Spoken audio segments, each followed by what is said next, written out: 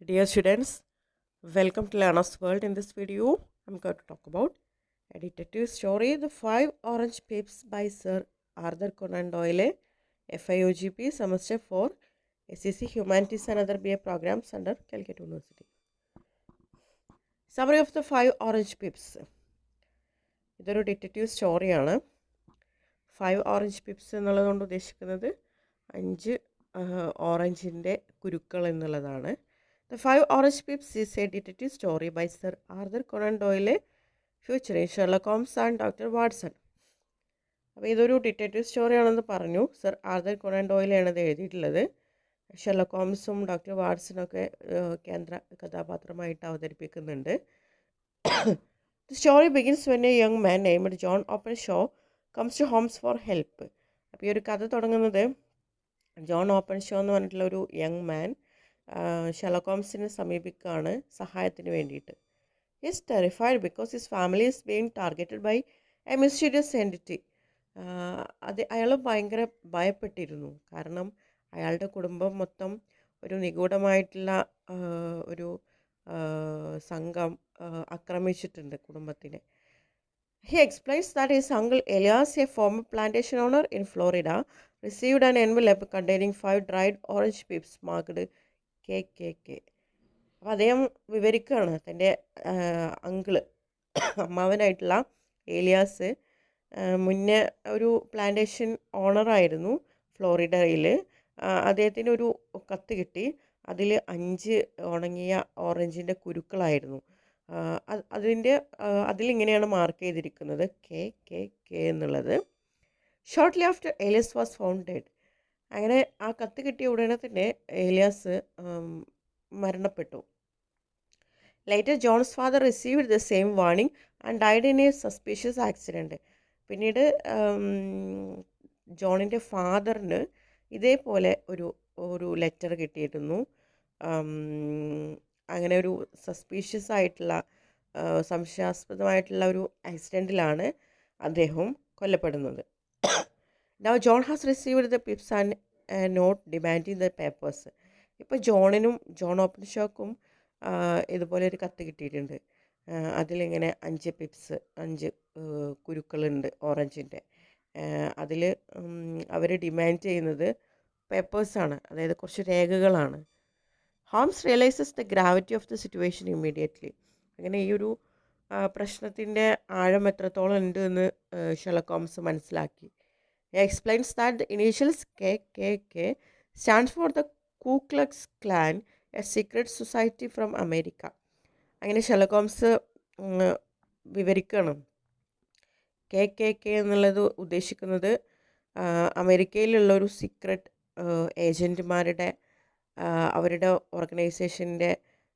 ഓർഗനൈസേഷനെയാണ്, അതായത് കൂ Klux clan ആണ് അവരുടെ ഒരു സീക്രട്ട് സൊസൈറ്റി എന്ന് പറയുന്നത്.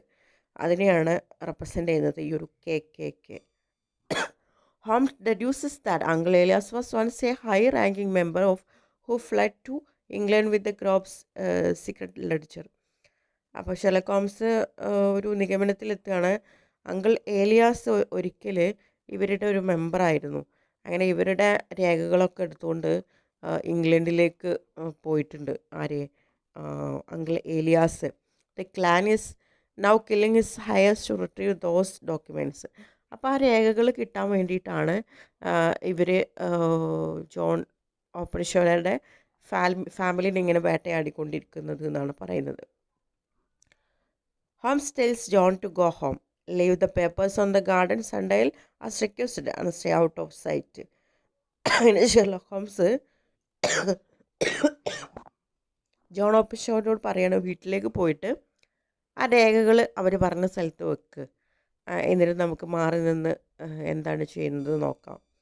Tragedy strikes the very next morning. Holmes reads the newspaper and discovers that John Openshaw has been murdered, found drawn near Waterloo Bridge.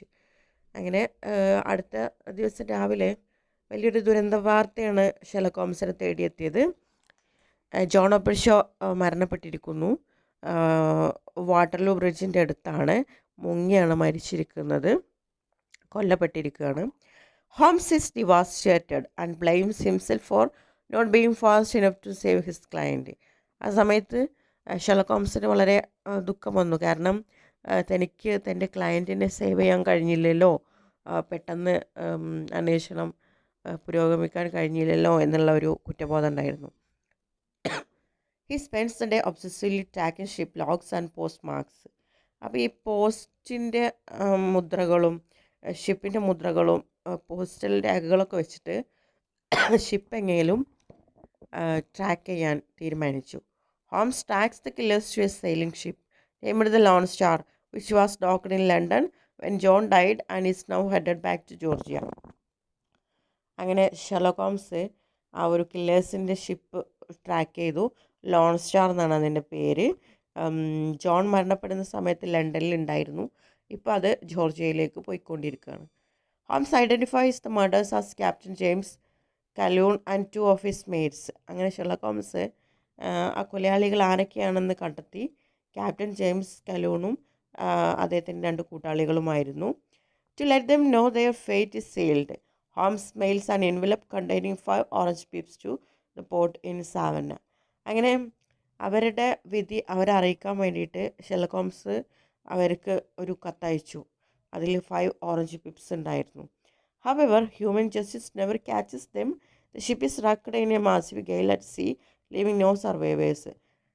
മനുഷ്യരുടെ നീതി നടപ്പിലാക്കാൻ കഴിഞ്ഞില്ല, പക്ഷേ അവർക്ക് രക്ഷപ്പെടാൻ കഴിഞ്ഞില്ല. കൊലയാളികൾ ആ ഷിപ്പിനകത്ത് വെച്ച് തന്നെ കടലിനകത്ത് വലിയൊരു കൊടുങ്കാറ്റ് വന്ന് ഷിപ്പ് തകർന്ന് അവരാരും സർവൈവ് ചെയ്തില്ല, എല്ലാവരും മരണപ്പെട്ടു. Although Holmes fails to save John Openshaw, justice is finally achieved. അതായത് ഷെർലക് ഹോംസിന് തൻ്റെ ക്ലയൻ്റായിട്ടുള്ള ജോൺ ഓപ്പൺഷോനെ രക്ഷിക്കാൻ കഴിഞ്ഞില്ലെങ്കിലും അവസാനം നീതി നടപ്പാക്കി. The story shows the power of reasoning, the danger of secret criminal groups and the importance of courage and determination. അപ്പോൾ ഈ ഒരു സ്റ്റോറി കാണിക്കുന്നത് സീക്രട്ട് ക്രിമിനൽ ഗ്രൂപ്പ്സിൻ്റെ ഡേഞ്ചർ, അതുപോലെ കറേജ് ആൻഡ് ഡിറ്റർമിനേഷൻ്റെ ആവശ്യകത. It also highlights Sherlock Holmes sharp mind and dedication to fighting crime. അതുപോലെ തന്നെ ഷെർലക് ഹോംസിൻ്റെ ഡെഡിക്കേഷൻ ഇതിലെടുത്ത് പറയുന്നുണ്ട്. ക്രൈമൊക്കെ നടന്ന അതിനെതിരെ പോരാടാനുള്ള അദ്ദേഹത്തിൻ്റെ ഡെഡിക്കേഷൻ ഒക്കെ ഇതിൽ